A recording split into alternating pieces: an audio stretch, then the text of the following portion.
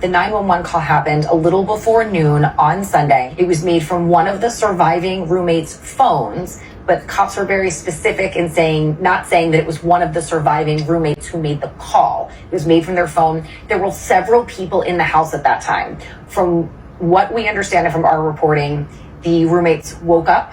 They tried to get a hold of Xana and Ethan through texts and calls. They couldn't. They called some friends to come over out of concern. Xana and Ethan, they're not waking up. We think they might be unconscious. We don't know what's going on. Friends come over. A 911 call gets made. What happens around the actual call when it's being made? There's a lot of speculation online about what exactly went down and why the call was for an unconscious person and not victims of a brutal stabbing. How would they say unconscious if they didn't try to arouse them? And if they tried to arouse them, how would they not see blood from a double stabbing of this couple? It's copious amounts of blood are going to be at the scene. You would have noticed it. This individual that perpetrated this crime is going to be super saturated in blood. So there would have been a trail, perhaps leading out of the bedroom, up the staircase, back down, whatever their points of egress were to get out of this place. You're going to have blood droplets everywhere. I would probably suspect you might even have bloody footprints, maybe contact areas on the wall, because they will just be covered in blood, even if they're wearing gloves. How could you not see that when you walk into this place? There is a theory that the unconscious person was the surviving roommate. That the reason it came from her phone and not her was that, and this is literally based on just online speculation and conjecture, the roommate went up, saw what you're describing, ran out of the house and fainted, or ran down and fainted. The person picked up her phone, called 911. We have an unconscious person, not realizing what had caused her to faint. And several people who were in the house picked up the phone and spoke with the 911 dispatcher. The phone was going from person to person, so it was chaos. Man to see Maddie Mogan and Kaylee Gonzalez alive is speaking to News Nation tonight. The Uber driver who brought the kids home the night of the murders, Kaylee's family reported that their daughter had indeed ordered an Uber. And now the man who drove them is revealing exclusive details to us about that ride home and what the girls said in the back of that car. News Nation correspondent Alex Capriello is live tonight. He tracked him down. He joins me from outside the home in Moscow. That was a very difficult task. Tell me what you found out, Alex. Yeah, I was able to find this rideshare driver. He's one of only about 4 here in the Moscow area. So I was able to track down that phone number and give him a call personally, speak to him. I asked him point blank, hey, are you the guy who drove Kaylee and Maddie home that night? And to his credit, he was very transparent, very honest, very open, almost immediately with me. Well, understandably, he has said, Alex, that he is very concerned. It's a small community. He doesn't want to be on camera, but he was very revealing in what he told you about that ride home. Start there. What did the girls talk about in the back seat? Well, he said that it was actually a rather innocent conversation from the beginning. You might remember that he picked up these 2 girls from that grub truck. It's the food truck that's located right in downtown Moscow. And really, he said that was the center of their conversation. The entire 5-minute ride home was about their mac and cheese carbonara that they were planning on splitting when they got back to the house. He said that he's picked them up in the past, not only these 2 girls, but Xana as well. And he said that in the past, they've talked about boys and drama and college life, but not this time around. It was just a very normal, innocent conversation about their food and how they were going to share it when they got home.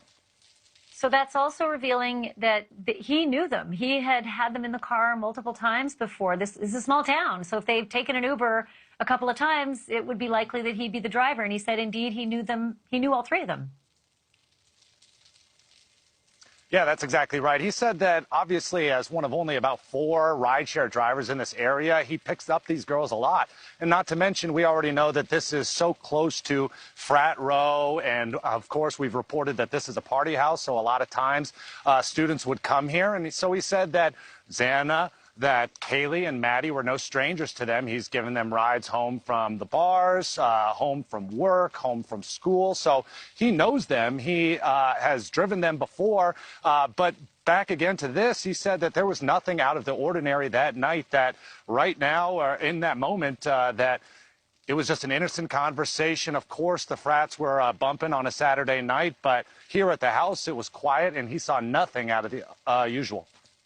So as you reported earlier this week, Alex, the last thing that we heard on tape was the surveillance camera showing Maddie and Kaylee walking from the Corner Club bar to the grub truck. And the only thing we could hear was, Maddie, what did you tell Adam? And then Maddie responds, I told Adam everything.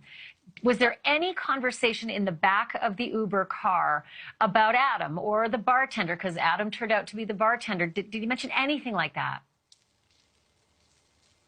Yeah, actually, the rideshare driver said that he knows Adam. He knows he's a bartender, but Adam was not brought up once at all during that conversation. Again, no conversations about boys, drama, or any trouble as far as what the girls were feeling. He said they were not fearful. They weren't skittish in any way. But back to the food truck, also, I asked him about that. Hey, you were right there. Did you see anything out of the ordinary there? And he said, no, it was a Saturday night at the food truck. A bunch of college kids hanging out, ordering their food before heading home. You know, I brought up another person a lot of people have speculated about, the hoodie guy he's been referenced as. He said he didn't see that guy. He has no indication that anything was wrong there at the food truck, and certainly during that entire rideshare home, no indication that anything was wrong there, rather. Okay, then what about the police? Because clearly I would have imagined the police have a lot more, machinery and technological ability than sometimes we do to track people down. I assume that the police would have found him and that they would have talked. What did he say about being able to tell everything he told you to the police? Right. Yeah, this was super interesting to me because he said that he didn't hear about the murders until the next day, and he realized, oh my gosh, these are the two girls that I had driven home, and I've driven home in the past. And so he was stewing on that for a little bit, but he was the one who eventually turned himself over to the police by calling the tip line, saying, hey, I was the one who drove these girls home. The police tells the rideshare driver that they already knew he was the driver, but even still, he was the one who called in himself and said, hey, I was that guy. That being said, when he did that, called the tip line, he turned over all of his GPS coordinates from that night, sharing that he went to Taco Bell after dropping the girls off and then went home. And so that's the reason why he was cleared almost immediately, never been named as a suspect or persons of interest, because all the data that he provided to the police proves that he was not there at this house at the time that these murders allegedly happened. So the other question is, as you are standing almost, I imagine, in the same spot where they were dropped off, did he mention anything about the drop-off that was unusual? Anybody in the parking lot? Did he drive into the parking lot? Did he hear something, see something, pass anybody? Ashley, the only thing he said was that he heard the frats doing their normal partying, but everything else seemed quiet, seemed normal.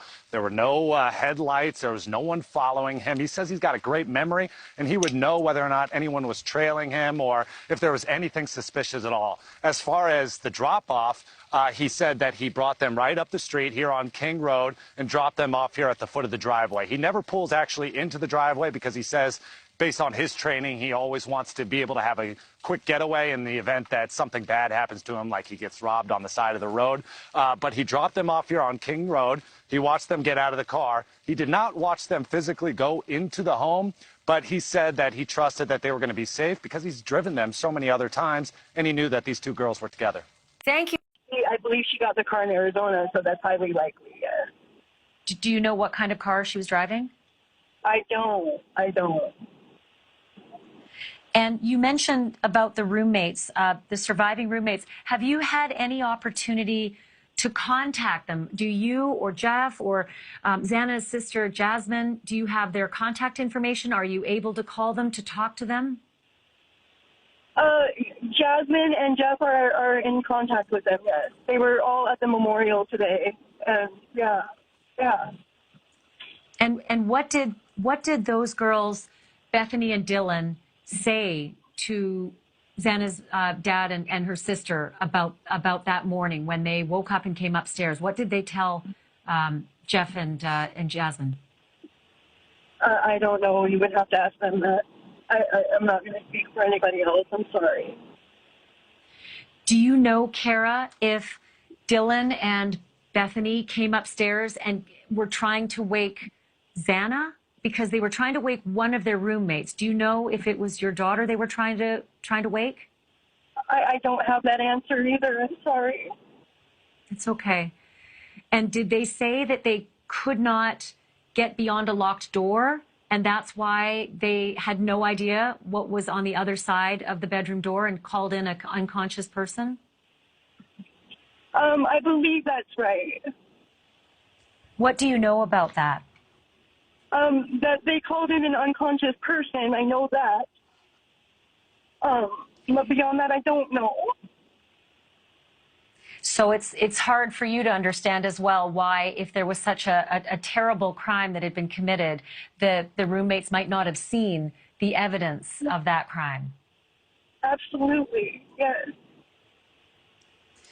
Have they told you at all, Kara, when you can retrieve your daughter's things from that house? Not yet, no.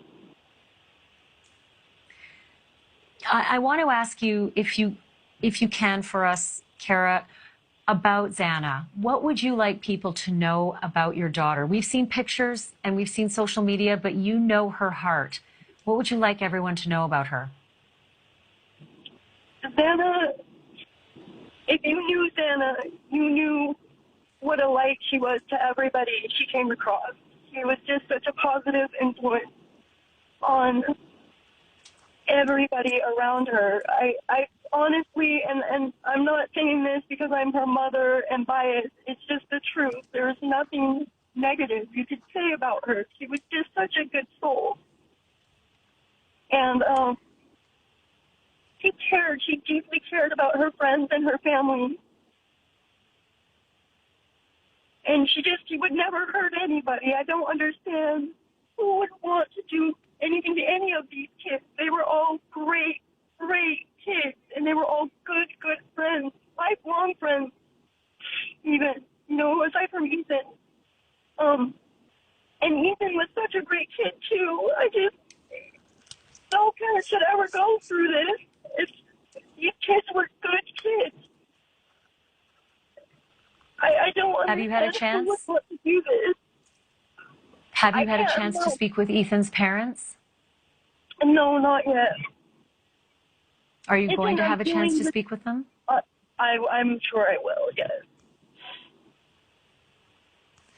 I do have another question, and that is what we are all trying to figure out, what the police mean when they say they believe this was a targeted attack. They've gone back and forth about whether it was the kids inside the house or the house, and now they've really rested on the statement that they believe it's a targeted attack. They don't know if it's the kids or the home itself that was targeted. But do you have any thoughts at all about why that house might be targeted, or why any of the 5 roommates might be targeted? I do not think it was the house that was targeted. I believe wholeheartedly that it was those kids who were targeted. They weren't just acquaintances. These kids were like best friends. They practically were family. These kids were tight-knit. They were good friends. They were like family. They were around each other constantly. They did everything together. How could it not be a planned thing? How could it not have been targeted? For all 4 of them. Do you know, Kara, do you know anything about Kaylee moving out? Do you know if she had already moved out of the house when this happened, or was she in the process of moving out because she was graduating in the new year? Again, that's not a question for me. You may ask her family that. I'm not going to speak for her. I'm sorry. I think the reason I ask is because I'm just wondering if her room was vacant, if the furniture was gone. Yeah, I don't know. I'm sorry. Right. Do you also know anything about? Did Xana ever say anything about problems at the campus? Maybe talk of a stalker. There's been talk that maybe Kaylee had a stalker. Her dad said that Kaylee had told him that she had a stalker or a problem with a stalker. The police haven't been able to run anything down, but did Xana ever say anything? Kaylee was an absolute beautiful, beautiful girl. It wouldn't surprise me if all of these beautiful kids that we lost had stalkers, okay? They were all like rock stars on Instagram and all the social media. They're vibrant, outgoing kids. You can hardly be on social media anymore without gaining some kind of weird stalker. So that wouldn't surprise me. I don't think that that's what it was, though. I will be honest with you. I think it's closer than that. I think it's deeper than that. I think I think they have information that they're not giving us, and it's real fishy. That's what I will say. When you say you think it goes deeper than that, what do you mean? I mean, I think it was somebody closer than a stalker, and I don't know who. I'm not gonna specify anything like that. I'm just going to say I think that it was somebody, you know, and I think possibly they may have trusted. That's the only thing I can think of, because how could something like this happen so quickly, so quietly, so without any answer, unless it was somebody super close to them. You know what I mean? Do you think the person who did this had been in that house before? I think they knew them. I think they may have even been friends with them. I think it had to have been somebody close to them to have been able to get away with it like this. Without, you know, it just doesn't make sense. None of this makes any sense. It had to have been somebody they trusted that was, you know what I mean? I mean, somebody who knew the house well, somebody who knew them well. Kara, I cannot tell you how... So quickly, without a trace on. I can't tell you just how sorry I am for what you're going through, and the parents of the other kids. I said it before, I'll say it again, it's unimaginable. Just know that there are hundreds of thousands of people across this country tonight who are feeling for you as well. You know, in spirit, you are not alone. There are a lot of people who care deeply for you and your family, and they want justice for your daughter. I know, and I thank everyone so much for that. Xana's death will not be in vain. We are going to find who did this. I will not take my final breath until this person is found and brought to justice for these kids, not just my daughter, but these kids and their families and their friends. We all deserve answers, and the person needs to be brought to justice. I wish you and your family peace of mind, and I hope that we can, you know, bring you answers soon. Kara, thank you for being with us tonight. Thank you for telling us your story tonight, and we'll continue to highlight Xana's story as well and her beautiful life, as you mentioned. It's very evident on Instagram and social media just how vibrant she was and how beautiful she was, and she made a mark on this world while she was here. Thank you so much, Kara, for being with us tonight. Can I say one last thing? Yes. There is someone out there, I know there is, that has answers. Please, we all beg you, please, don't be afraid. Please, just tell somebody. We deserve that much, please. I think you're up. Do you know, Kara, if Dylan and Bethany came upstairs and were trying to wake Xana? Because they were trying to wake one of their roommates. Do you know if it was your daughter they were trying to wake? I don't have that answer either. I'm sorry. It's okay. And did they say that they could not get beyond a locked door, and that's why they had no idea what was on the other side of the bedroom door and called in an unconscious person? I believe that's right. What do you know about that? That they called in an unconscious person. I know that. But beyond that, I don't know.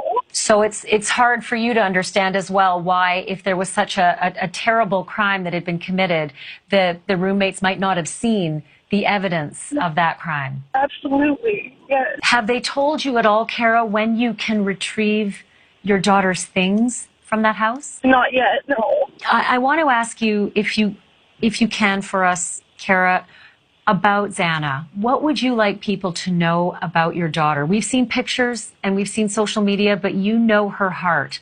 What would you like everyone to know about her? Xana, if you knew Xana, you knew what a light she was to everybody she came across.